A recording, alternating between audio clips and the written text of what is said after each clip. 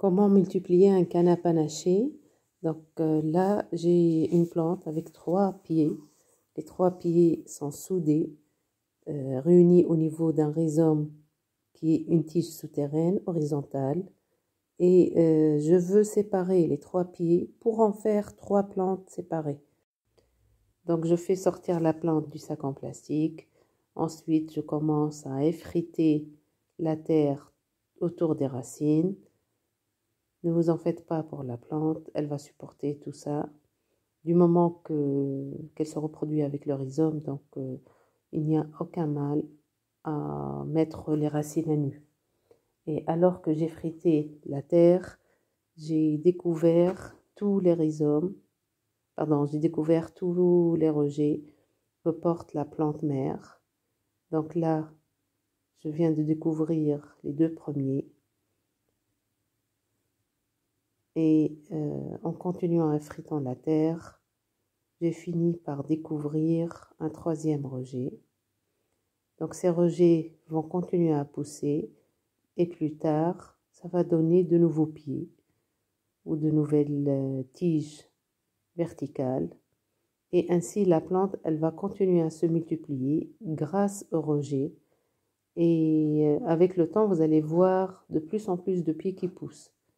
Vous pouvez les garder ensemble, vous pouvez les séparer, comme vous voulez. L'essentiel, c'est que pour séparer ces plantes, il faut casser le rhizome. Donc, il suffit d'exercer un peu de pression sur les 2 pieds, comme vous le voyez. Donc, en exerçant un peu de pression, on écarte les pieds de part et d'autre et alors on finit par casser le rhizome.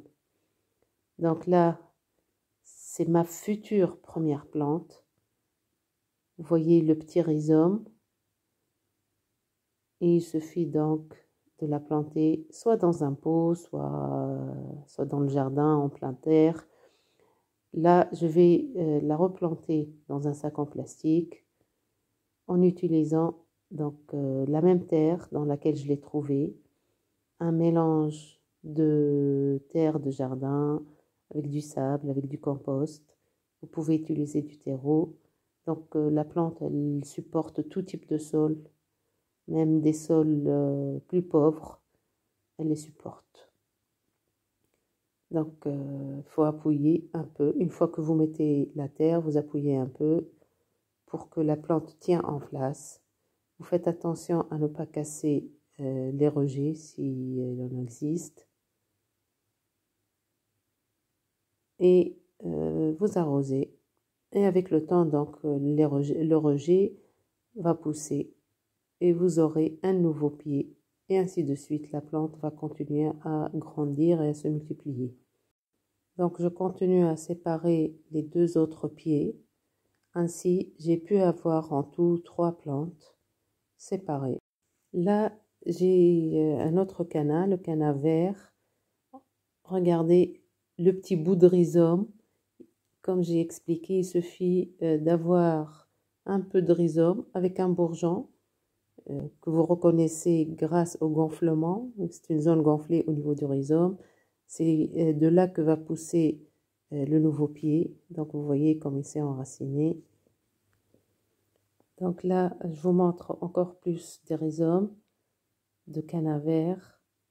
Là, un rhizome avec 4 pieds. Et là, c'est un rhizome avec 2 pieds. Donc ici, le rhizome est très, très net. Donc là, c'est la fleur du canna vert.